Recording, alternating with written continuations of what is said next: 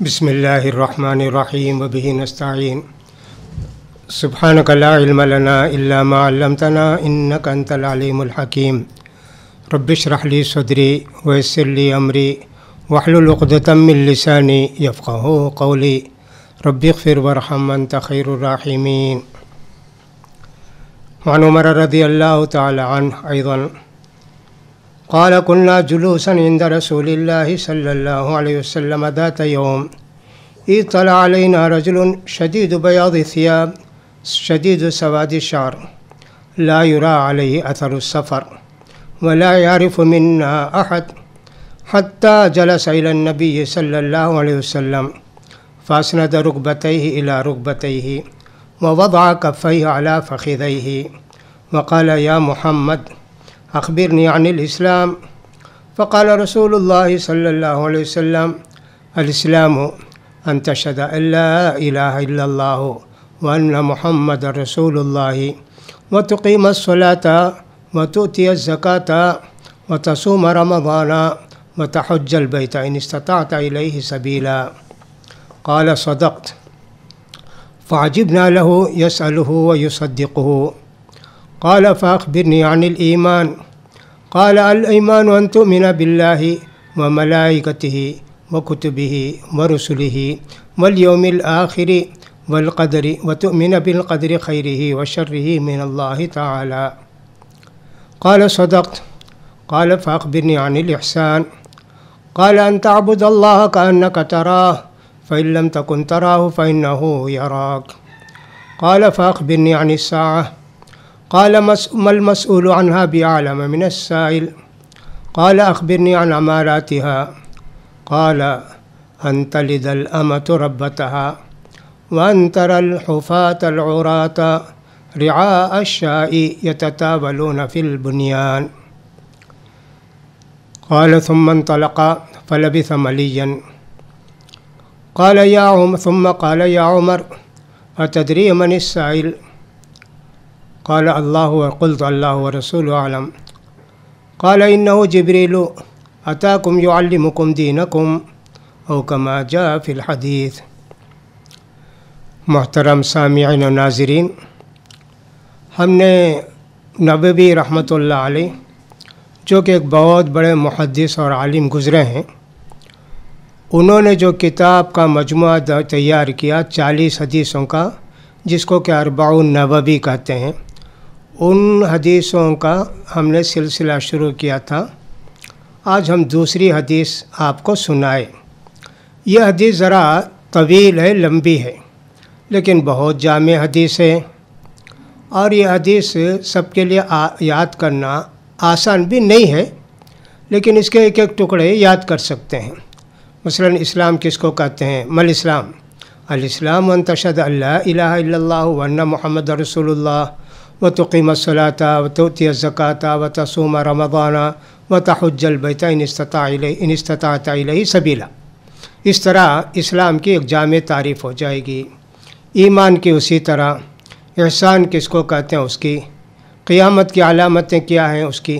اس طرح اس کو 5 حصے میں تقسیم کر کے یا 4 حصے میں تقسیم کر کے یاد کرنا آسان ہے۔ بہرحال یہ حدیث ہم نے طویل حدیث آپ کو پڑھ کر سنائی۔ اس حدیث کے اندر بہت ساری باتیں ہم کو غور کرنے کی ہیں۔ پہلی بات تو یہ ہے کہ یہ حدیث کب ہوئی، یعنی بعض حدیثوں کے متعلق شارحین حدیث لکھتے ہیں یہ حدیث فلاں سال میں پیش آئی، یہ واقعہ فلاں سال میں پیش آیا۔ اس طرح اس کے متعلق اگر ہم غور کرتے ہیں تو محدثین نے کچھ لکھا ہے، یہ حدیث معلوم ہوتا ہے کہ صاحب وہ ہجرت کے آخری سالوں میں نازل ہوئی، یوں سمجھ لیے 8 یا 9 ہجری میں یہ حدیث گویا اللہ کے رسول کے پاس حضرت جبریل علیہ السلام کے آنے کا واقعہ بعض لوگوں نے ذکر کیا ہے۔ حدیث میں کیا کہا گیا ہے اس کا مختصر ترجمہ کر دیتے ہیں، پھر ایک ایک بات کو لے کر آپ سے کچھ کہیں گے۔ حضرت عمر ابن خطاب رضی اللہ تعالیٰ عنہ، جن کی حدیث ہم نے پرسوں بھی پڑھی تھی، اس سے پہلے بھی پڑھی تھی، اس کے اندر حضرت عمر رضی اللہ تعالیٰ عنہ کہتے ہیں، ایک مرتبہ ہم سارے لوگ، کچھ صحابہ کرام اللہ کے رسول صلی اللہ علیہ وسلم کے ساتھ بیٹھے ہوئے تھے۔ اچانک ایک آدمی آئے، بڑے صاف ستھرے سفید کپڑے پہنے ہوئے، بال بھی بہت کالے صاف ستھرے، مسافر نہیں معلوم ہوتے تھے وہ، اور ہم میں سے بھی کوئی آدمی ان کو پہچانتے نہیں تھے کہ مدینے والے ہوتے تو ہم پہچانتے ان کو۔ بہرحال وہ اللہ کے رسول صلی اللہ علیہ وسلم کے پاس آ کر بیٹھ گئے۔ بیٹھے تو کیسے بیٹھے؟ ایسا کہ گھٹنے سے گھٹنے لگا کر بالکل قریب بیٹھ گئے اللہ کے پیارے رسول صلی اللہ علیہ وسلم کے پاس، اور اپنے دونوں ہاتھوں کو اپنے گھٹنے پر رکھ لیے۔ پھر اس کا ادب سے پوچھے، محمد صلی اللہ علیہ وسلم اسلام کس کو کہتے ہیں بتائیے؟ اللہ کے رسول صلی اللہ علیہ وسلم نے فرمایا، اسلام 5 باتوں کے اقرار کرنے کا نام ہے۔ پہلی بات تو یہ لا الہ الا اللہ محمد الرسول اللہ کا اقرار کرنا، ایک۔ دوسری بات نماز کو قائم کرنا۔ تیسری بات زکوٰۃ دینا۔ چوتھی بات رمضان کے مہینے کا روزہ رکھنا۔ پانچویں بات اگر طاقت ہو استطاعت ہو تو حج کرنا۔ اب جب اللہ کے پیارے رسول صلی اللہ علیہ وسلم نے یہ جواب دیا تو پوچھنے والے کہتے ہیں کہ آپ کا جواب ٹھیک ہے۔ حضرت عمر کہتے ہیں ہم کو بڑا تعجب ہوا کہ صاحب یہ پوچھتے بھی ہیں اور کہتے بھی ہیں کہ آپ کا جواب ٹھیک ہے، یہ کیا طریقہ ہے؟ لیکن اللہ کے پیارے رسول صلی اللہ علیہ وسلم کے سامنے صحابہ اکرام اپنی زبان نہیں کھولتے تھے، ادب و احترام کے ساتھ بیٹھتے تھے۔ پھر انہوں نے کہا، اللہ کے رسول ایمان کس کو کہتے ہیں بتائیے؟ اللہ کے رسول صلی اللہ علیہ وسلم نے 6 باتوں کا ذکر کیا۔ پکا یقین رکھنا۔ کن باتوں پر؟ اللہ پر، اللہ کے فرشتوں پر، اللہ کی کتابوں پر، اللہ کے رسولوں پر، آخرت کے دن پر، اور پکا یقین رکھنا تقدیر پر، وہ اچھی ہو یا تمہارے لیے بری ہو۔ پھر بھی انہوں نے کہا ٹھیک ہے آپ کا جواب۔ پھر اس کے بعد کہا احسان کس کو کہتے ہیں اللہ کے رسول؟ آپ نے فرمایا احسان اللہ کی عبادت اتنے اچھے طریقے سے کرنا کہ گویا تم اس کو دیکھ رہے ہو۔ اگر اتنی طاقت نہیں ہے تو یوں سمجھو کہ وہ تم کو دیکھ رہا ہے۔ اچھا، ایک چوتھا سوال انہوں نے کیا، قیامت کب آئے گی اللہ کا رسول؟ آپ بتائیے۔ کہا کہ صاحب قیامت کب آئے گی مجھے بھی نہیں معلوم اور پوچھنے والوں کو بھی نہیں معلوم۔ اب انہوں نے کہا قیامت کی کچھ علامتیں آپ بتا سکتے ہیں؟ کہاں؟ ایک بات تو یہ ہے کہ لونڈی اپنی مالکن کو جنے گی۔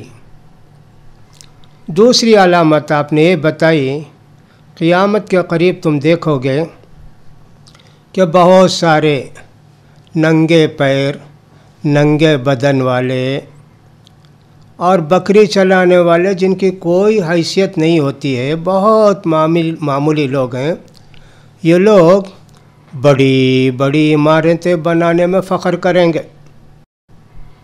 یہ فرمایا اللہ کے پیارے رسول صلی اللہ علیہ وسلم نے۔ اس کے بعد یہ آدمی چلے گئے۔ جانے کے بعد اللہ کے رسول صلی اللہ علیہ وسلم نے حضرت عمر رضی اللہ تعالیٰ عنہ سے کچھ دیر پوچھا، کچھ دیر بعد پوچھا، یا کبھی پوچھا عمر وہ ایک آدمی آ کر سوال کر رہے تھے نا اسلام ایمان، کون تھے معلوم؟ کہا کہ مجھے کیا معلوم، اللہ کا رسول آپ کو معلوم، اللہ کو معلوم، آپ کو معلوم۔ کہ وہ جبریل علیہ السلام تھے جی، وہ تم کو تمہارے دین کی باتیں سکھانے بتانے کے لیے آئے تھے۔ یہ اس حدیث کا ایک طرح سے سیدھا سادہ ترجمہ ہوا۔ اب اس کی باتوں پر ہم غور کریں۔ پہلے تو جبریل علیہ السلام نبی کریم صلی اللہ علیہ وسلم کے پاس انسانی شکل میں تشریف لائے. کوئی جانتے بھی نہیں تھے نا ان کو انسان. تو معلوم یہ ہوتا ہے کہ اللہ تعالیٰ فرشتوں کو اپنی مشیت اور ارادے سے یہ اختیار دیا ہے وہ جس شکل میں چاہیں اپنے آپ کو بدل لیں. جیسے اللہ کے رسول صلی اللہ علیہ وسلم کے پاس ایک آدمی کے شکل میں آئے، اور ایک صحابی تھے مدینہ میں دحیہ کلبی، بہت خوبصورت، بہت صاف ستھرے رہنے والے. اکثر جبریل علیہ السلام ان کی شکل میں آتے اللہ کے رسول کے پاس اور بات کر کے چلے جاتے. یہ باتیں کبھی صحابہ سنتے کبھی نہیں سنتے. اسی طرح سورہ مریم میں اور دوسری صورتوں کے اندر یہ ذکر ہے کہ حضرت مریم علیہ السلام نہانے جب گئیں، پاک ہونے جب گئیں، تو حضرت جبریل علیہ السلام ایک مکمل انسان کی شکل میں ان کے سامنے آئے. حضرت مریم علیہ السلام ان کو دیکھ کر گھبرا بھی گئیں اور کہا کہ اللہ تو حفاظت فرما، یہ کون ہیں؟ تو جبریل علیہ السلام نے بتایا کہ میں اللہ کا فرشتہ ہوں. تو معلوم یہ ہوا کہ سب فرشتے جیسے چاہیں اللہ جیسے چاہتا ہے ان کو بھیجتا ہے. اسی طرح ہم دیکھتے ہیں کہ ایک صحابی تہجد کی نماز پڑھ رہے تھے، اسید بن حضیر. اچانک ان کا گھوڑا اچھلنے کودنے لگا. ان کو بڑی پریشانی ہوئی اس لیے کہ ان کا بچہ وہیں قریب میں سویا ہوا تھا، یحییٰ نامی بچہ. اب ان کو ڈر یہ ہوا کہ صاحب یہ گھوڑا اگر رسی کاٹ کے دوڑا تو میرے بچے کو مار دے گا. اس لیے وہ نماز دیکھے تو اوپر کوئی روشنی نظر آ رہی ہے جیسے تارے ہوں، اور قریب میں آ گئے ہیں. ان کو نماز ختم کر کے انہوں نے دیکھا تو وہ سب چلے گئے. اب سمجھ میں نہیں آیا کہ اس سے کیا بات ہوگی. نبی کریم صلی اللہ علیہ وسلم سے آپ نے ذکر کیا تو آپ نے فرمایا کہ فرشتے تھی جی جو تمہاری قرات پسند کر کے سن رہے تھے. اگر تم فجر تک پڑھتے ہی رہتے تو فرشتے بھی وہیں رہتے اور لوگ بھی ان کو دیکھتے. تو معلوم ہے کہ فرشتے ویسے بھی آتے ہیں بادل کی شکل میں، جھرمٹ کی شکل میں.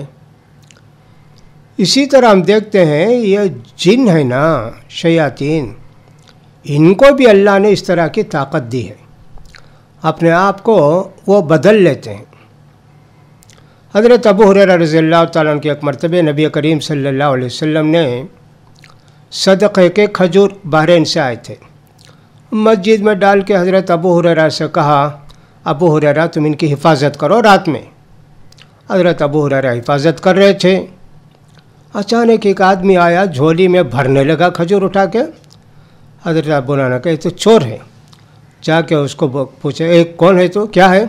کہا کہ صاحب دیکھو میں بھی بھوکا، میرے بچے بھی بھوکے ہیں، کچھ کھانے پینے نہیں ملا، بہت پریشان ہوں، رحم کرو، تھوڑی کھجور لے جاتا ہوں ان کو کھلاؤں گا. حضرت ابو ہریرہ رضی اللہ تعالیٰ عنہ کو رحم آ گیا. کہا جاؤ. اب یہ واقعہ پوری تفصیل کے ساتھ حدیث کے اندر ہے. تو آخر میں اللہ کے رسول صلی اللہ علیہ وسلم نے پوچھا ابو ہریرہ سے، ابو ہریرہ کیا ہوا؟ 3 دن اسی طرح آتا تھا. تیسرے دن پوچھتے اللہ کے رسول. کہا اللہ کے رسول وہی آیا، اب میں اس کو پکڑ کے آپ کے پاس لانا چاہتا تھا. اس نے کہا کہ میں تم کو ایک اچھی دعا سکھاتا ہوں، اس کے بدلے تو چھوڑ دو نا. میں نے کہا چلو جی دعا سکھاتا ہے تو وہی سیکھ کے اس کو چھوڑ دیں. تو لہٰذا انہوں نے اس کو چھوڑ دیا. دعا کیا سکھایا؟ کہا کہ جب تم سونے لگو، بستر پر جانے لگو، آیت الکرسی پڑھ کے جاؤ، کوئی بھی شیطان تمہارے قریب نہیں آئے گا. اللہ کے رسول صلی اللہ علیہ وسلم نے فرمایا وہ تو بہت جھوٹا ہے لیکن دعا تم کو ٹھیک سکھایا. معلوم ہے کون؟ کہا نہیں اللہ کے رسول مجھے کیا معلوم کون ہے. کہا شیطان تھا جی. تو دیکھو شیطان انسانی شکل میں آ کے 3 دن تک کھجور اٹھا کے لے گیا. اسی طرح ایک اور واقعہ ذکر کیا جاتا ہے حدیثوں کے اندر کہ خندق کی لڑائی جب ہوئی تو اللہ کے پیارے رسول بھی اور صحابہ کرام بھی مدینے کے ایک طرف جہاں سے دشمن آ سکتے تھے گڑھا کھودنے لگے. اسی کو خندق کہتے ہیں. بڑا چوڑا گڑھا کھود رہے تھے، بھوکے پیاسے پریشان، پھر بھی دشمن سے بچاؤ کے لیے تدبیر کرنا تھا. ایک صحابی جن کے قریب میں شادی ہوئی وہ گئے گھر جانے کے لیے، اللہ کے رسول سے اجازت مانگی تو اللہ کے رسول صلی اللہ علیہ وسلم نے فرمایا ہاں جاؤ، گھر جا کر آؤ، کوئی بات نہیں، لیکن تلوار ساتھ رکھو۔ وہ گئے گھر کو تو دیکھا کہ ان کی بیوی پریشان باہر کھڑی ہے۔ اب ان کو غصہ بھی آیا، کہا کیوں ایسے کھڑی ہو؟ کہا گھر کے اندر تو آ کر دیکھو۔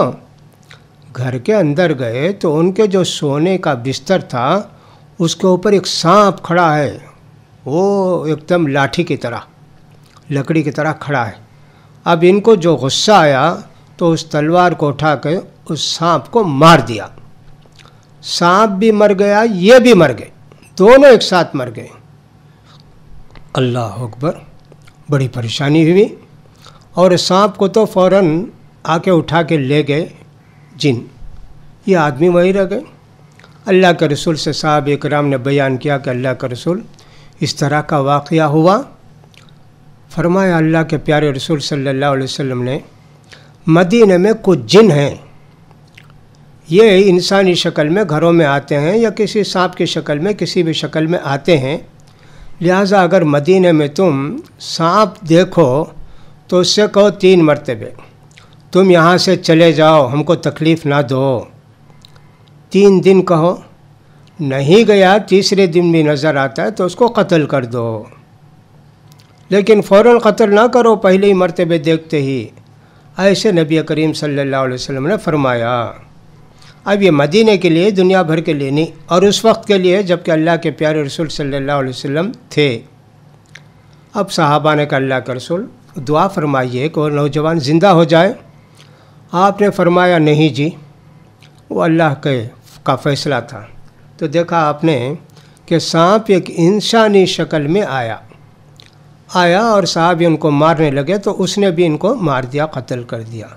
تو معلوم یہ ہوتا ہے کہ فرشتے بھی اور جن بھی اللہ جیسے چاہتا ہے ان کو جو قدرت دیا ہے اس کے مطابق اپنے آپ کو بدل لیتے ہیں۔ قرآن مجید میں اللہ تعالیٰ فرماتے ہیں اِنَّهُ يَرَاكُمْ هُوَ وَقَبِيلُهُ مِنْ حَيْثُ لَا تَرَوْنَهُمْ، شیطان تم کو دیکھ سکتے لیکن تم ان کو نہیں دیکھ سکتے۔ شیطان کو ان کی اصلی شکل میں کوئی کبھی دیکھ نہیں سکتا، ہاں جس کو اللہ چاہے وہ دیکھیں گے۔ اسی طرح فرشتوں کو بھی اصلی شکل میں اللہ کے پیارے رسول صلی اللہ علیہ وسلم نے حضرت جبریل کو صرف 2 مرتبے دیکھا۔ ایک مرتبہ جب غار سے آ رہے تھے تو آواز آئی محمد محمد، اللہ کا رسول سر اٹھا کر دیکھا تو جبریل علیہ السلام تھے، پورا آسمان بھر گیا تھا، اللہ اتنی بڑی مخلوق۔ ایک اور مرتبہ نبی کریم صلی اللہ علیہ وسلم نے حضرت جبریل علیہ السلام کو دیکھا جب معراج کو تشریف لے گئے، اس کا ذکر سورہ نجم کے اندر ہے۔ 2 مرتبہ جبریل علیہ السلام کو ان کی اصلی شکل میں دیکھیں۔ اور اللہ تعالیٰ سورہ فاطر کے اندر فرماتے ہیں الحمدللہ فاطر السماوات والارض جاعل الملائکۃ رسلا اولی اجنحۃ مثنی وثلاث ورباع یزید فی الخلق ما یشاء۔ ساری تعریف اللہ کے لیے ہے جو آسمان اور زمین کا پیدا کرنے والا ہے۔ فرشتوں کو پیدا کیا اس نے، 2 پر والے، 4 پر والے، ایسے اللہ نے پیدا کیا، اور اس کے علاوہ بھی جتنے پر چاہتا ہے پیدا کرتا ہے۔ تو حضرت جبریل علیہ السلام کے 600 پر ہیں، اتنی بڑی مخلوق ہے۔ تو فرشتوں کا ذکر بعد میں بھی آئے گا، تو وہاں ذرا تفصیل کے ساتھ دوسرے فرشتوں کے تعلق سے بتانے کی کوشش کریں گے۔ یہاں تو ہم کو یہ معلوم ہوا کہ صاحب جبریل علیہ السلام تشریف لائے۔ اس وقت اللہ کے رسول صلی اللہ علیہ وسلم صحابہ کے ساتھ بیٹھے ہوئے تھے۔ اکثر اللہ کے پیارے رسول جہاں ہوتے کچھ نہ کچھ صحابہ کرام آپ کو گھیرے ہوئے دین کی باتیں سننے کے لیے ہمیشہ آپ کے ساتھ رہتے۔ ان کو بھوک کا خیال نہیں، آرام کا خیال نہیں، کاروبار کا خیال نہیں، بس اللہ کے پیارے رسول صلی اللہ علیہ وسلم کی باتوں کو سننے کا ان کو شوق ہوتا، ان کو خواہش ہوتی، تو لہٰذا اللہ کے پیارے رسول بیٹھے رہتے ہیں۔ باہر سے آنے والے کو معلوم بھی ہوتا نہیں کہ اللہ کا رسول کون ہے، سب مل کر بیٹھے ہیں نا۔ اس لیے اللہ کے رسول صلی اللہ علیہ وسلم کا ڈریس کوئی خاص نہیں تھا اور کوئی دوسری بحیثیت بھی نہیں تھی۔ صحابہ کی خواہش ہوئی کہ اللہ کے رسول صلی اللہ علیہ وسلم کے لیے کوئی کرسی کی طرح کوئی چیز بنا دیں تاکہ ہم لوگ بیٹھیں تو اللہ کے رسول ذرا اونچی جگہ بیٹھیں، آنے والا پہچان لے گا اچھا یہ اللہ کے رسول ہیں کیا۔ इस तरह मस्जिद के अंदर समझिए एक छोटा चबूतरा मिट्टी का बना दिया था, तो अल्लाह के रसूल सल्लल्लाहु अलैहि वसल्लम उस पर बैठा करते थे और सहाबा आपके अतराफ बैठते थे। मालूम यह हुआ कोई मुदर्रिस हो या ख़तीब हो, तकरीर करने वाला, खुतबा देने वाला, वो भी ऊंची जगह खड़ा हो, ऊंची जगह बैठकर बयान करे तो लोगों को सुनने में, देखने में आसानी होगी और इसकी आवाज़ भी दूर तक जाएगी। ये सारी बातें इस हदीस के शरह के अंदर लोग तफसील के साथ लिखते हैं, इसलिए हमने भी मुनासिब समझा कि इन चंद बातों को आपके सामने बयान कर दें। अब दूसरी बातें हम देखें क्या कहते हैं। फरमाया कि नबी करीम सल्लल्लाहु अलैहि वसल्लम ने कि साहब नबी करीम सल्लल्लाहु अलैहि वसल्लम के पास जिब्रील अलैहिस्सलाम आए। अब यह है कि साहब कोई आने वाला मजलिस में आता है, सलाम करके आना चाहिए। हज़रत जिब्रील अलैहिस्सलाम के सलाम करने का जिक्र तो इस हदीस के अंदर नहीं है। अदब यही है मेरे भाइयों, हम कहीं जाएं, चार आदमी बैठें, सलाम करके बैठें, सलाम करना चाहिए। मजलिस में जाते हैं तो इजाज़त देने की ज़रूरत नहीं, सलाम करना चाहिए। घर को जाते हैं किसी के तो सलाम भी करना, इजाज़त भी लेना। ये तफसील के साथ सूरह नूर के अंदर बयान किया गया है। तो जिब्रील अलैहिस्सलाम भी आकर सलाम किए। अबू दाऊद की एक हदीस के अंदर है कि जिब्रील अलैहिस्सलाम आए और सलाम किए।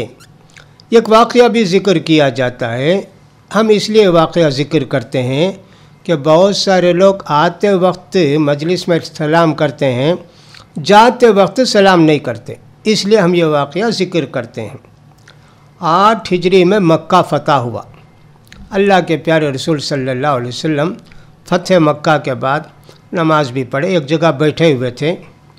ये एक सहाबिया के दिल में बात आई कि अल्लाह के रसूल सल्लल्लाहु अलैहि वसल्लम को कुछ तोहफ़ा भेजें, खाने पीने की चीज़ भेजें। तो उन्होंने एक बच्चे के ज़रिए थोड़ा दूध और ककड़ी, दूध यानी हलवे की शक्ल का बस्ता दूध भेजा। वो बच्चे लाकर सीधा अल्लाह के रसूल के पास दिए, वो दूध भी और ककड़ी भी। अल्लाह के रसूल सल्लल्लाहु अलैहि वसल्लम ने पूछा, बेटे सलाम करके आए? उन्होंने कहा नहीं। कहा जाओ फिर सलाम करके आओ। अब देखिए प्यारे बच्चे भी कैसे होते थे, अल्लाह के रसूल का एहतराम उनके दिलों में कैसे था। गए और जाके सलाम करके आए। अल्लाह के रसूल सल्लल्लाहु अलैहि वसल्लम ने उनका तोहफ़ा कबूल करके कहा, बेटे आते वक्त सलाम किए ना, जाते वक्त भी सलाम करके जाना। इसलिए हम इसी को ज़िक्र किए कि बहुत सारे लोग आते वक्त तो सलाम करके आते मजलिस में, जाते वक्त सलाम नहीं करते, इसलिए इसका ख्याल करना चाहिए। आते वक्त भी सलाम करो, जाते वक्त भी सलाम करना चाहिए। अब हम देखते हैं कि जिब्रील अलैहिस्सलाम जो अल्लाह के रसूल सल्लल्लाहु अलैहि वसल्लम के पास आकर बैठे, बड़े अदब के साथ बैठे। इससे हमको ये समझ में आता है हदीस पढ़ाने वालों को किन बातों का ख्याल करना चाहिए। पहली बात तो ये कि जिब्रील अलैहिस्सलाम के कपड़े साफ़ सुथरे थे और बाल भी संवारे हुए थे। एक तालिब इल्म जो हदीस की मजलिस में जाता है उसको चाहिए कपड़े भी साफ़ सुथरे रहें और साफ नहा धोकर या बदन साफ़ हो। हदीस की जितनी इज़्ज़त की जाएगी अमल के ज़रिए और सुनकर भी उसका एहतराम किया जाए तो अल्लाह ताला बड़ी बड़ी खूबियों से नवाजते हैं, बड़ी खैर व बरकत होती है। हमने इससे पहले आपको सुनाया था ना, नज़्ज़रल्लाहु इमरातन समिअ मक़ालती फ़वआहा फ़अद्दाहा। अल्लाह ताला उस बंदे को खुश व खुर्रम रखे, तरो ताज़ा रखे, जो हमारी बात को सुन के याद करके दूसरों तक पहुँचाता है। लिहाजा अल्लाह के प्यारे रसूल सल्लल्लाहु अलैहि वसल्लम की खुशखबरी उन लोगों के लिए है जो हदीस पढ़ते हैं या सुनते हैं तो अदब के साथ बैठकर सुनते हैं, एहतराम के साथ बैठकर सुनते हैं, सुनी हुई बातों पर अमल करने की कोशिश करते हैं। तो जब भी हम किसी मजलिस में जाएं, हदीस की, तफसीर की, जुमे की, हमको चाहिए कि कपड़े भी साफ़ सुथरे रहें, अदब एहतराम के साथ जाएं, अदब एहतराम के साथ बैठें। दूसरा एक अदब हमको इस हदीस से ये मालूम होता है कि साहब तो तकरीर करने वाले हैं, वास कहने वाले हैं, उनके करीब बैठना चाहिए آج کل ہم عجیب و غریب بات دیکھتے ہیں، جمعے کے خطبے میں، حدیث کے درس میں لوگ دیوار کا ٹیکا لگا کے دور دور بیٹھتے ہیں۔ تقریر کرنے والا یہ ہوتا ہے، اس کے اطراف پوری جگہ خالی، لوگ کہاں نظر آئیں گے؟ دیواروں کے پاس نظر آئیں گے۔ اب ان کو چاہیے کہ صاحب وہ وہاں سے نکل کے دیوار کے پاس آ کر بیٹھ کر ان کو تقریر کریں۔ کیا طریقہ ہے؟ ادب جب تک نہیں ہوگا، احترام جب تک نہیں ہوگا، اللہ اور اللہ کے رسول کی باتوں کا اثر نہیں ہوگا ہمارے دلوں پر۔ اسی لیے ہم دیکھتے ہیں کہ صحابہ اکرام اور پورے علماء اکرام سلف صالحین یہ ایک مجلس میں بیٹھتے تو جتنی باتیں سنتے یاد بھی ہوتی ان پر عمل بھی کرتے تھے، لیکن آج دسیوں خطبے ہم سنتے اثر کچھ بھی نہیں ہوتا۔ اس کی وجہ یہ ہے ادب سے بیٹھے نہیں، غور سے سنے نہیں، احترام سے سنے نہیں، دل کے اندر شوق نہیں پیدا ہوا کہ عمل ہے، عمل کرنا چاہیے، اس لیے برکت نہیں ہے ہماری زندگی میں۔ نزدیک بیٹھنا چاہیے۔ دیوار کا سہارا ٹیکا، کوئی بوڑھا آدمی ہے، پیٹھ اس کی کھمی ہوئی ہے، سیدھا بیٹھ نہیں سکتا، وہ جا کے دیوار کے پاس بیٹھا تو خیر کوئی بات نہیں۔ جوان لوگ جا کے دیوار کے پاس بیٹھ جاتے ہیں، یہ بہت بڑی بے ادبی ہے۔ قرآن کا بیان، حدیث کا بیان سننے کے لیے اس طرح بیٹھنا۔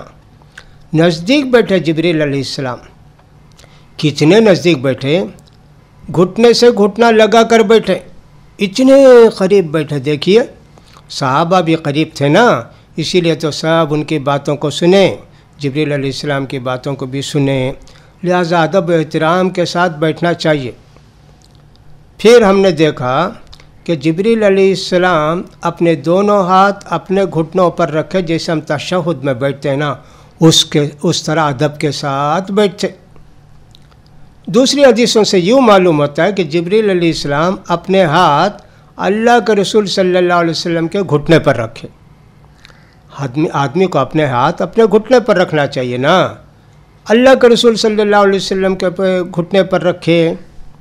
علماء نے اس کا بھی معنی بیان کیا، کہا کہ اگر طالب علم سے نادانی میں، انجانے میں کوئی اس طرح کی غلطی ہوگی کہ صاحب استاذ کے گھٹنے پر اپنے ہاتھ رکھ دیا، برداشت کرنا، ڈانٹنا نہیں، جھڑکنا نہیں، تو اس کا معنی یہ بھی بیان کیا۔